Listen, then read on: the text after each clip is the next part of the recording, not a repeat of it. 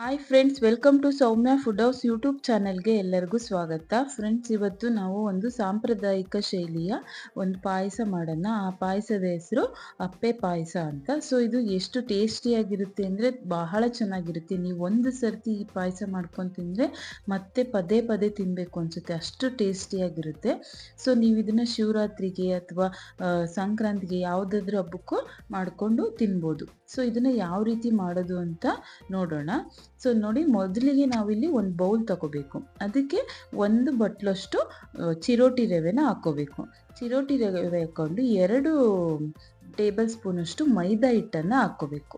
ಮೈದಾ ಹಿಟ್ಟು ಯಾಕಪ್ಪ ಅಂದರೆ ಬೈಂಡಿಂಗಿಗೋಸ್ಕರ ಅಷ್ಟೇ ಹಾಕ್ಕೋಬೇಕು. ಅದಾದಮೇಲೆ ಒಂದು ಚಿಟಿಕೆಯಷ್ಟು ಉಪ್ಪು ಹಾಕ್ಕೊಂಡು 2 ಟೇಬಲ್ ಸ್ಪೂನಷ್ಟು ತುಪ್ಪ ಹಾಕ್ಕೊಂಡು ಫಸ್ಟು ಇಷ್ಟು ಇಂಗ್ರೀಡಿಯೆಂಟ್ಸನ್ನು ನೀಟಾಗಿ ಮಿಕ್ಸ್ ಮಾಡಬೇಕು.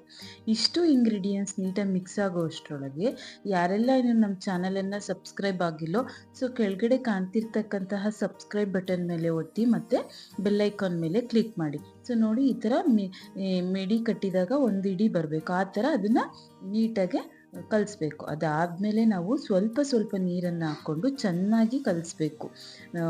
ನಾವು ಇದನ್ನು ಚೆನ್ನಾಗಿ ಕಲಿಸಿದಾಗ ಏನಾಗುತ್ತೆ, ಇದು ನಾವೆಷ್ಟೇ ನೀರು ಹಾಕಿದ್ರೂ ಕೂಡ ಆ ಚಿರೋಟಿ ರವೆ ಆ ನೀರನ್ನು ಹೀರ್ಕೊಳ್ಳುತ್ತೆ. ಸೊ ಅದಕ್ಕೆ ನಾವೇನು ಮಾಡಬೇಕು, ಸ್ವಲ್ಪ ಸ್ವಲ್ಪ ನೀರನ್ನು ಹಾಕ್ಕೊಂಡು ಚೆನ್ನಾಗಿ ನಾದಬೇಕು. ಅದನ್ನು ಚೆನ್ನಾಗಿ ನಾದಿದಾಗ ಒಳ್ಳೆ ಮೈದಾ ಹಿಟ್ಟಿನಿಂದ ಕಲಸಿರೋ ರೀತಿ ಕನ್ಸಿಸ್ಟೆನ್ಸಿ ಬರಬೇಕು. ಆ ಥರ ಕಲಸಿ ಒಂದು 10ರಿಂದ 15 ನಿಮಿಷಗಳ ಕಾಲ ಇದನ್ನು ನೆನೆಯೋದಕ್ಕೆ ಬಿಡಬೇಕು. ಸೊ ಅದಾದಮೇಲೆ ನಾವು ಗ್ಯಾಸ್ ಮೇಲೆ ಒಂದು ಬಾಣಲಿ ಇಟ್ಟು ಅದಕ್ಕೆ ನಾವು ಒಂದು ಅರ್ಧ ಲೀಟ್ರಷ್ಟು ಎಣ್ಣೆನ, ಅಂದರೆ ನಾವಿವಾಗೇನು ಅದನ್ನೆಲ್ಲ ಕರಿಬೇಕು ಅಂದ್ಕೊಂಡಿದ್ದೀವಲ್ಲ ಅದು ಫ್ರೈ ಆಗೋವಷ್ಟು ಎಣ್ಣೆನ ಹಾಕ್ಕೋಬೇಕು. ಆ ಎಣ್ಣೆ ಚೆನ್ನಾಗಿ ಕಾಯೋಷ್ಟರೊಳಗೆ ಇಲ್ಲಿ ನಾವು ಒಂದು 15 ನಿಮಿಷಗಳ ಕಾಲ ಬಿಟ್ಟಿರ್ತಕ್ಕಂತಹ ಹಿಟ್ಟಿರುತ್ತಲ್ಲ ಅದನ್ನು ಮತ್ತೆ ಇನ್ನೂ ಒಂದು ಸರ್ತಿ ಚೆನ್ನಾಗಿ ನಾದ್ಕೋಬೇಕು. ನೋಡಿ, ಈ ಥರ ಚೆನ್ನಾಗಿ ನಾದ್ಕೊಂಡು 2 ಭಾಗಗಳನ್ನಾಗಿ ಮಾಡಿ ತಗೋಬೇಕು. ಅದನ್ನ ನೆಕ್ಸ್ಟು ಒಂದು ಬಿಲ್ಲೆಗಳನ್ನಾಗಿ ದೊಡ್ಡ ಬಿಲ್ಲೆ ಮಾಡಿ ಅದಕ್ಕೆ ಸ್ವಲ್ಪ ಹಿಟ್ಟನ್ನು ಹಾಕ್ಕೊಂಡ್ಬಿಟ್ಟು ಮೈದಾ ಹಿಟ್ಟನ್ನೇ ಹಾಕ್ಕೊಂಡು ನೀಟಾಗಿ ಚಪಾತಿ ಥರ ಲಟ್ಟಿಸ್ಬೇಕು.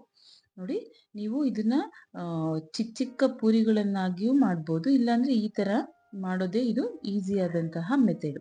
ನೋಡಿ, ಈ ಥರ ನೀಟಾಗಿ ದೊಡ್ಡಕ್ಕೆ ಚಪಾತಿ ರೀತಿನ ಅದಕ್ಕೆ ಉದ್ದಬೇಕು. ಈ ಥರ ಚಪಾತಿ ಹಿಟ್ಟಿನ ಅದಕ್ಕೆ ಉದ್ದಿದ ಮೇಲೆ ನೋಡಿ, ಇದು ಲೇಯರು ಯಾವ ರೀತಿ ಬಂದಿರುತ್ತೆ ಅಂತ. ಸೊ ಇಷ್ಟೇ ಕರೆಕ್ಟು ಪ್ರಮಾಣದಲ್ಲಿ ಅದನ್ನು ಲೇಯರ್ ರೀತಿ ನಾವು ಉದ್ದಬೇಕು. ತೀರಾ ದಪ್ಪನೂ ಇರಬಾರ್ದು, ತೆಳ್ಳಗಿರಬಾರ್ದು. ನೋಡಿ, ಇಷ್ಟು ಲೇಯರ್ ಇರಬೇಕು. ಈ ಥರ ಪ್ರಮಾಣದಲ್ಲಿ ಅದನ್ನು ಉದ್ಬಿಟ್ಟು ಒಂದು ಚಾಕು ಸಹಾಯದಿಂದ ಅದನ್ನು ನಾವು ಚಿಕ್ಕ ಚಿಕ್ಕ ಪೀಸ್ಗಳನ್ನಾಗಿ, ಅಂದರೆ ನೀವೀಗ ಸಿಹಿಯಾದ ಶಂಕರಪಾಳ್ಯ ಮತ್ತು ಖಾರ ಶಂಕರದ ಪಾಳ್ಯ ಮಾಡ್ತೀರಲ್ಲ, ಆ ಥರದ ಶೇಪಲ್ಲಿ ಇದನ್ನು ನಾವು ಕಟ್ ಮಾಡ್ಕೋಬೇಕು. ಸೊ ಇದನ್ನು ಡೈಮಂಡ್ ಶೇಪಲ್ಲಾಗಿರ್ಬೋದು ಅಥವಾ ಟ್ರಯಾಂಗಲ್ ಶೇಪಲ್ಲಾಗಿ ನಾವು ಕಟ್ ಮಾಡ್ಕೋಬೇಕು. ನಾವೇನು ಹಿಟ್ಟಿಟ್ಕೊಂಡಿದ್ದೀವಲ್ಲ ಅಷ್ಟು ಹಿಟ್ಟನ್ನು ಇದೇ ರೀತಿ 2 ದೊಡ್ಡ ಬಿಳ್ಳೆಗಳನ್ನಾಗಿ ಮಾಡಿ ಇಟ್ಕೊಂಡಿದ್ದೀವಲ್ಲ ಅದನ್ನೆಲ್ಲ ಉತ್ಕೊಂಡು ಈ ಥರ ಪೀಸ್ಗಳನ್ನು ಮಾಡಿ ತಟ್ಟೆಗೆ ತಕ್ಕೋಬೇಕು. ಅದಾದಮೇಲೆ ಈ ಪೀಸ್ಗಳನ್ನು ನಾವು ಇವಾಗೇನು ಎಣ್ಣೆ ಕಾದಿದೆಯಲ್ಲ ಆ ಎಣ್ಣೆ ಒಳಗೆ ಹಾಕಿ ಫ್ರೈ ಮಾಡಬೇಕು. ಎಣ್ಣೆನ ಹೈ ಫ್ಲೇಮಲ್ಲಿ ಇಡಬಾರ್ದು, ಮೀಡಿಯಮ್ ಫ್ಲೇಮಲ್ಲೇ ಸ್ವಲ್ಪ ಕಾದಿರಬೇಕು. ಫುಲ್ ಎಣ್ಣೆ ಕಾದಿರಬಾರ್ದು. ಇದು ಫ್ರೈ ಆಗೋದಕ್ಕೆ ಒಂದು ಸ್ವಲ್ಪ ಮೀಡಿಯಮ್ ಆಗಿ ಕಾದಿರಬೇಕು. ಅದಾದಮೇಲೆ ನಾವು ಇದಷ್ಟು ಮಾಡಿರ್ತಕ್ಕಂತಹ ಬಿಲ್ಲೆ ಇದಾವಲ್ಲ ಇವನ್ನೆಲ್ಲ ಇದಕ್ಕೆ ಹಾಕಬೇಕು. ಹಾಕ್ಬಿಟ್ಟು ಇದನ್ನು ಬ್ರೌನ್ ಕಲರ್ ಆಗೋವರೆಗೂ, ಸ್ವಲ್ಪ ಲೈಟ್ ಬ್ರೌನ್ ಆಗೋವರೆಗೂ ಅಷ್ಟೇ ಇದನ್ನು ಫ್ರೈ ಮಾಡ್ಕೋಬೇಕು. ಫುಲ್ಲು ಗೋಲ್ಡನ್ ಬ್ರೌನ್ ಕಲರ್ ಆಗೋ ರೀತಿ ನಾವು ಇದನ್ನು ಫ್ರೈ ಮಾಡ್ಕೋಬಾರ್ದು. ಸೊ ಅವಾಗ ಏನಾಗುತ್ತೆ, ತುಂಬ ಕ್ರಿಸ್ಪಿ ಆಗುತ್ತೆ. ಕ್ರಿಸ್ಪಿ ಆದಾಗ ಪಾಯಸ ಟೇಸ್ಟಿಯಾಗಿ ಬರಲ್ಲ. ಸೊ ನಾವು ಅದಕ್ಕೆ ಏನು ಮಾಡಬೇಕು ನೋಡಿ, ತೋರಿಸ್ತಾ ಇದ್ದೀನಲ್ಲ, ಜಸ್ಟ್ ನಮಗೆ ಅದು ಲೈಟ್ ಕಲರು ಬ್ರೌನ್ ಕಲರ್ ಆಗ್ತಾ ಇದೆ ಅಂದಾಗ ಅದನ್ನು ನಾವು ಎಣ್ಣೆಯಿಂದ ತೆಗಿಬೇಕು. ಇಷ್ಟು ಪದಾರ್ಥನೂ ನಾವು ಏನು ಮಾಡಿಟ್ಕೊಂಡಿದ್ದೀವಲ್ಲ ಅದನ್ನೆಲ್ಲದನ್ನು ಎಣ್ಣೆಯಲ್ಲಿ ಈ ಥರ ಫ್ರೈ ಮಾಡಿ ತಕ್ಕೋಬೇಕು. ಅದಾದಮೇಲೆ ನೆಕ್ಸ್ಟ್ ನಾವು ಗ್ಯಾಸ್ ಮೇಲೆ ಇನ್ನೊಂದು ಪಾತ್ರೆ ಇಟ್ಟು ಅದಕ್ಕೆ 1 ಲೀಟರಷ್ಟು ಹಾಲನ್ನು ಹಾಕಬೇಕು.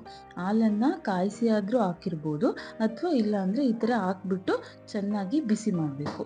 ಹಾಲು ಚೆನ್ನಾಗಿ ಈ ಥರ ಕುದಿ ಬರೋ ಅಷ್ಟರೊಳಗೆ ನಾವು ಮತ್ತೆ ಈ ಕಡೆ ಇನ್ನೊಂದು ಇದನ್ನು ಬಾಣಲಿ ಇಟ್ಬಿಟ್ಟು ಅದಕ್ಕೆ ಒಂದು 2 ಟೇಬಲ್ ಸ್ಪೂನಷ್ಟು ತುಪ್ಪನ ಹಾಕ್ಕೊಳ್ಳೋಣ. ನೋಡಿ ಈ ಥರ ಇನ್ನೊಂದು ಬಾಣಲಿ ಇಟ್ಟು ಅದು ಹಾಲು ಕಾಯೋ ಅಷ್ಟರೊಳಗೆ 2 ಟೇಬಲ್ ಸ್ಪೂನಷ್ಟು ತುಪ್ಪ ಹಾಕ್ಕೊಂಡು, ಅದಾದಮೇಲೆ ತುಪ್ಪ ಎಲ್ಲ ಚೆನ್ನಾಗಿ ಕಾದ್ಮೇಲೆ ಅದಕ್ಕೆ ಒಂದು 10-15 ಗೋಡಂಬಿ ಪೀಸ್ಗಳನ್ನು ಹಾಕಿ ಅದನ್ನು ಫ್ರೈ ಮಾಡಬೇಕು. ಅದೆಲ್ಲ ಗೋಲ್ಡನ್ ಬ್ರೌನ್ ಕಲರ್ ಆದಮೇಲೆ ಅದಕ್ಕೆ ನಾವು ಒಣ ದ್ರಾಕ್ಷಿನ ಹಾಕ್ಕೋಬೇಕು. ಅದೆಲ್ಲ ಫ್ರೈ ಆದಮೇಲೆ ಅದನ್ನು ತೆಗೆದಿಟ್ಕೋಬೇಕು. ನೆಕ್ಸ್ಟ್ ಈ ಕಡೆ ಬಿಸಿಯಾಗಿರ್ತಕ್ಕಂಥ ಹಾಲಿಗೆ ಒಂದು 2-2.5 ಟೇಬಲ್ ಸ್ಪೂನಷ್ಟು ಬಾದಾಮ್ ಪೌಡ್ರನ್ನು ಹಾಕಬೇಕು. ಬಾದಾಮ್ ಪೌಡ್ರನ್ನು ನೀವು ಮನೇಲೇ ಮಾಡ್ಬೋದು ಅಥವಾ ಈ ಥರ ಪೌಡರನ್ನು ಹಾಕ್ಬೋದು. ಅದಾದಮೇಲೆ ಒಂದು ಚಿಕ್ಕ ಬೌಲಷ್ಟು ಸಕ್ಕರೆನ ಹಾಕಬೇಕು. ಅಂದರೆ ನೀವು ಮೈದಾ ಹಿಟ್ಟನ್ನು ಯಾವ ಬೌಲಲ್ಲಿ ಅಳತೆಯಲ್ಲಿ ತಗೊಂಡಿರ್ತೀರೋ ಅದ್ರ ಅರ್ಧ ಭಾಗದಷ್ಟು ಅಥವಾ ಮುಕ್ಕಾಲು ಭಾಗದಷ್ಟು ಸಕ್ಕರೆನ ಹಾಕ್ಕೋಬೇಕು. ಈ ಥರ ಹಾಕ್ಕೊಂಡು ಅದನ್ನು ಚೆನ್ನಾಗಿ ಬಿಸಿ ಮಾಡಬೇಕು. ಅದೆಲ್ಲ ಬಿಸಿ ಆದಮೇಲೆ ಗ್ಯಾಸನ್ನು ಆಫ್ ಮಾಡಿಬಿಟ್ಟು ಈ ಮಾಡಿರ್ತಕ್ಕಂತಹ ಪೂರಿ ಥರದ ಇದಾವಲ್ಲ ಇವನ್ನ ಇದಕ್ಕೆ ಹಾಕಬೇಕು. ಹಾಕ್ಬಿಟ್ಟು ಕೊನೆಯದಾಗಿ ಇದಕ್ಕೆ ಫ್ರೈ ಮಾಡ್ಕೊಂಡಿರ್ತಕ್ಕಂತಹ ದ್ರಾಕ್ಷಿ ಮತ್ತು ಗೋಡಂಬಿನ ಹಾಕಬೇಕು. ಹಾಕಿ ಒಂದು ಪ್ಲೇಟನ್ನು ಮುಚ್ಚಿ ಒಂದು ಅರ್ಧ ಗಂಟೆಗಳ ಕಾಲ ಬಿಟ್ಟಾಗ ನೀಟಾಗಿ ಆ ಪಾಯಸನ ಹಾಲಿನ ಅಂಶನೆಲ್ಲ ಅದು ಹೀರ್ಕೊಂಡು ಪರ್ಫೆಕ್ಟಾಗಿ ಆಗಿರುತ್ತೆ. ಸೊ ನಿಮಗೆ ಕ್ರಿಸ್ಪಿಯಾಗಿ ಬೇಕು ಅಂದರೆ ಹಾಗೇ ತಿನ್ಬೋದು. ಅದನ್ನು ಬಿಸಿ ಬಿಸಿಯಾಗಿದ್ದಾಗ ಪೂರಿ ಥರ ಸಿಗುತ್ತೆ.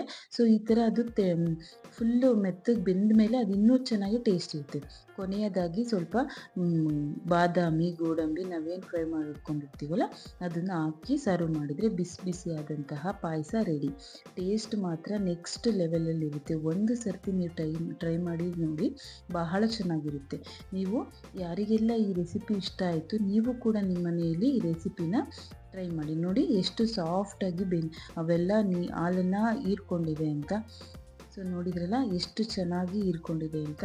ಸೊ ನೀವು ಕೂಡ ಈ ರೆಸಿಪಿನ ಟ್ರೈ ಮಾಡಿ. Thank you for watching.